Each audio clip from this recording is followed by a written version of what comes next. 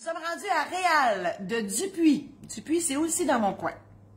J'ai été témoin d'une manœuvre qui me semble questionnable et j'aimerais avoir votre avis sur la légitimité de celle-ci. Je suis bien intriguée parce que vous parlez à la troisième personne. Deux époux ont fait inclure une clause au dernier vivant les biens dans leur contrat de mariage. La clause dernier vivant les biens, ça le dit, les époux se lèguent l'un l'autre leurs biens dans le contrat de mariage. C'est un testament, mais dans un contrat de mariage. Un contrat étant un contrat, il ne me semble pas possible de l'abroger unilatéralement. Abroger, ça veut dire annuler, de son propre chef. À l'approche de la fin de vie d'un des époux, celui-ci a rédigé un testament. Moi, j'ai un feeling que c'est votre ex Réal, mais je ne peux pas deviner. Si c'est ça, je sympathise avec vous, vous semblez vraiment pas content. A rédigé un testament devant deux témoins qui prévoyaient des legs particuliers aux enfants et petits-enfants. Ce testament a été homologué par la suite par la Cour. Donc, cette personne-là est décédée. Techniquement parlant, il me semble que l'époux survivant a été floué, puisqu'une partie du patrimoine qui aurait dû lui revenir a été détournée vers d'autres héritiers.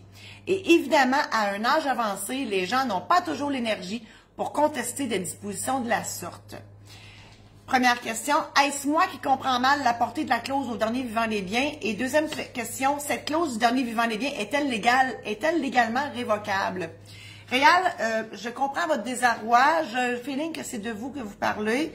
En fait, ce que je comprends, c'est que, je vous déduis, ok? Je déduis que c'est vous, ça va être plus facile pour mon explication. Je comprends que votre femme et vous aviez signé un contrat de mariage où vous vous promettiez l'un l'autre de vivre toute votre vie ensemble et de vous léguer l'un l'autre tous vos biens.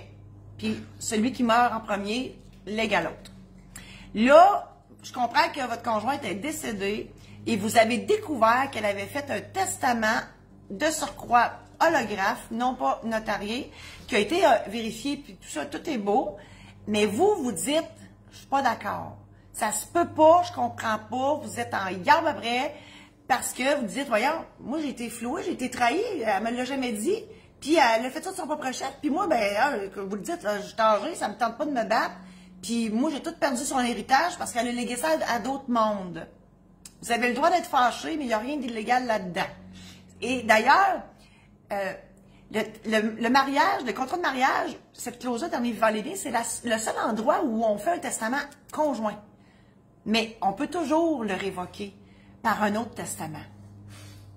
Puis un testament, c'est pas pour rien que quand vous faites votre testament, c'est chacun votre testament. Justement parce que vous avez le droit de pouvoir le changer sans le consentement de l'autre. C'est un peu ça aussi la clause du dernier vivant les biens, parce qu'il faut comprendre que cette clause-là, elle est accessoire au contrat de mariage. OK? Parce que si vous voulez briser le mariage, ben il faut que tous les deux, vous vous battiez devant le juge. En tout cas, des fois, ça va pas bien, des fois, ça va très bien, avec l'avocat et la patente pour le divorce. Donc, les deux, vous devez y aller. Mais, ça, c'est mon explication à moi, là. La clause dernier vivant les biens, elle est comme accessoire du contrat de mariage, puis on peut, oui, l'annuler par un autre testament à l'insu. Moi, je pense que c'est ça aussi qui vous a fâché, parce que votre femme, elle vous en a pas parlé, elle l'a fait à votre insu, puis là, ben, vous ne pouvez pas réagir. Mais elle aurait pu le faire quand même en vous le disant, mais vous auriez pu au moins dire votre idée, même si elle aurait tenu sa, tu sais, mettons qu'elle était un petit peu têtue, elle aurait pu continuer dans son idée, mais au moins vous auriez été capable de dire votre mot. C'est ce que je comprends.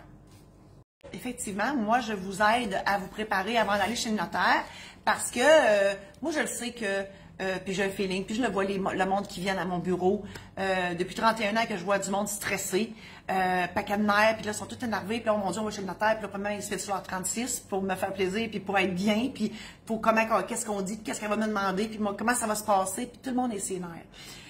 Moi, j'ai préparé des programmes en ligne pour les testaments, les mandats d'inaptitude, les successions, la préparation du mariage, l'achat d'une maison, puis l'aide médicale à mourir.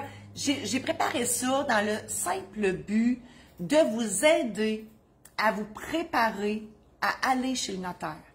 L'aide-mémoire qui est compris avec le programme en ligne, ben, c'est un aide-mémoire où vous allez écrire ce que vous voulez, selon ce que je vous explique dans le programme en ligne.